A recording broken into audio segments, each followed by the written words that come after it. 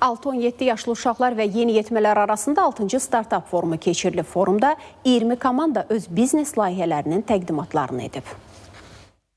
Miniboss Business School.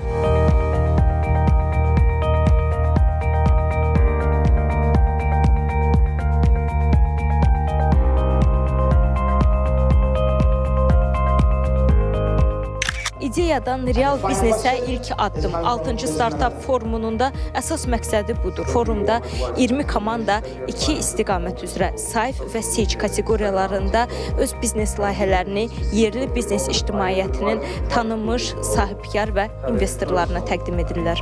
6-17 yaşlı uşaqlar və yeniyetmələr layihələrini təqdim edərək biznes planlarını, ideyanın üstünlüklərini, hədəf auditoriyasını, bazar araşdırmasını, maliyyə göstəricilərini və ilkin kapital ehtiyaclarını münsiflər heyətinə təqdim ediblər. Qeyd edək ki, sayf sərbəst sahibkarlıq üzrə yaradılan startapları, Sage isə qlobal ətraf mühitin inkişafına yönəlmiş layihələri əhatə edir. 6 il ərzində 90-dan çox layihə təqdim olunmuşdur. Münsiflər heyəti uşaqlarımızı dəyərləndirəcək, sponsorlardan onlara grantlar veriləcək və ondan sonra 2 ay ərzində uşaqlarımız yenidən bu səhnəyə çıxaraq artıq grantlardan istifadə edərək hazır məhsul və xidmətlərini münsiflər heyətinin qarşısında nümayiş etdirəcəklər.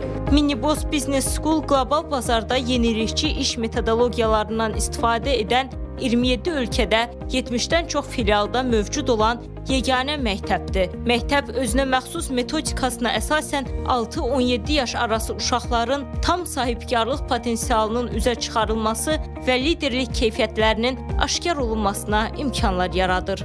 Çaylardan ibarət təqvim qutusu hazırlamışıq. Belə ki, hər ayın özünə məxsus çayı olacaq. Beləliklə insanlar həm Azərbaycanın bölgələrinin, həm də dünyanın müxtəlif yerlərindən olan ətirli çayları dada biləcək. Fərqimiz odur ki, məhsulu hazırladığımız zaman biz plastik məhsullardan istifadə etməyəcəyik. Bizim layihəmiz əşyaları təravətli saxlamaq üçün hazırlanan ətirdir. Bu məhsullar çəkmələr, idman ayaqqabılarında, idman və səyahət çantalarında istifadə oluna bilər. Həmin məhsullar ayaqqabılardakı xoşagəlməz iyi aradan qaldırır və daha təravətləndirici qoxu bəxş edir. Biz Qarabağa həsr olunan suvenirlər hazırlamaq istəyirik. Həmin suvenirlər Qarabağın müxtəlif bölgələrinə aid olacaq. Hələlik Füzuli, Şuşa və Xankəndiyə həsr olunan suvenirlər hazırlayacağıq. Həmin suvenirlərdə o torpaqlar haqqında məlumat, həmçinin o ərazilərin torpağı da olacaq. Bu grant real məbləğdir. Bu pul vasitəsilə uşaqlar layihələrini həyata keçirib iyun ayında milli çempionatda artıq münsiflərin qarşısında yenidən çıxış edəcəklər və orada artıq ən güclü 3 komanda 2 kateqoriya üzrə 1-ci, 2-ci, 3-cü yerlər tutacaqlar. Gənc startapçıların təqdimatları peşəkar münsiflər heyəti tərəfindən qiymətləndirilib və seçilən komandaların layihələrinin həyata keçirilməsi üçün müvafiq grantlar ayrılıb. Ülkər Əliyeva, Rahil Bəhluzadə, Yunis Əhmədli, ATV Xəbər.